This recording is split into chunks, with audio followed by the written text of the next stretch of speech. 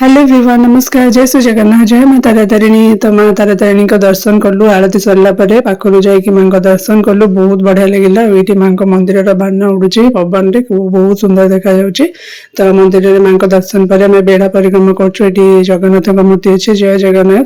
तो शिव मंदिर और सब देवदेवी दर्शन करिकी आम बाहर को पलि आसलुनी। बहुत बढ़िया लगिला। मंदिर रे फाइनली दर्शन हो गला। बहुत भल लगुच। ଏବେ ଆମେ ଘରକୁ ପଳେଇବୁ। ତ ମା ତାରା ତାରିଣୀଙ୍କୁ ଏଇଠୁ ଆଉଥରେ ମୁଣ୍ଡିଆ ମାରୁଛୁ।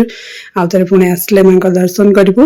ଆଉ ଏତେ ଦିନ ପରେ ମାଙ୍କର ଡୋରି ଲାଗିଲା, ତ ଆସିକି ଆଜି ଦର୍ଶନ କଲୁ। ଆଉ ବହୁତ ସମୟ ୱେଟ୍ କଲା ପରେ ମାଙ୍କର ପହଡ଼ ଖୋଲିଲା। ତାପରେ ମା ତାରା ତାରିଣୀଙ୍କ ଦର୍ଶନ ହେଲା। ତାପରେ ବେଢା ପରିକ୍ରମା କଲୁ।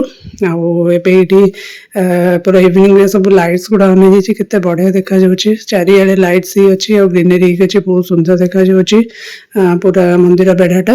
ଆଉ ଏଇଠି ସିଏ ଆମ ଫୋନ ଧରିକି ନିଜେ सेल्फी मोड्रे वीडियो करते तो मत फोन दौन ये से केमती वीडियो रेकर्ड कर गोटे मंदिर पाखे माने बसवाईमती गच सब लगी बहुत सुंदर लगुच राति पूरा आहरी बहुत बढ़िया लगुच। इवनिंग रे केबे दर्शन करनी एथर फर्स्ट टाइम सब आसे सकाल टाइम रे आर इवनिंग आसलु इवनिंग दृश्य से सनसेट व्यू मंदिर बहुत बढ़िया लगुला। आमर दर्शन सरला जाऊँ घर को सी भी बहुत खुशी होगा माँ को प्रथम थर दर्शन कला। आज फर्स्ट टाइम से माँ तारा तारिणी को दर्शन कला।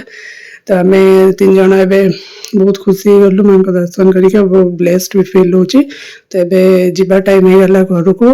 आबे बस आसो जो बस रे जाइलु से माने जीवा आसवाई टिकेट होता है। तो से बस को वेट कर आसले आम पुणी बस रे जीवु पार्किंग जाए। पार्किंग पुणी गाड़ी नहीं कि घर को फेरबू।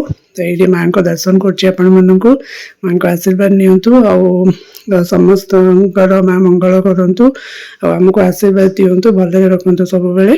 तो यहाँ माँ मंदिर बेढ़ाटा राति एमती किसी देखा जाऊँगी पूरा लाइट्स रे डेकोरेट कराई सब ये पेंटिंग होती पत्थर रे सब डिजाइन कराई बहुत बढ़िया लगुच।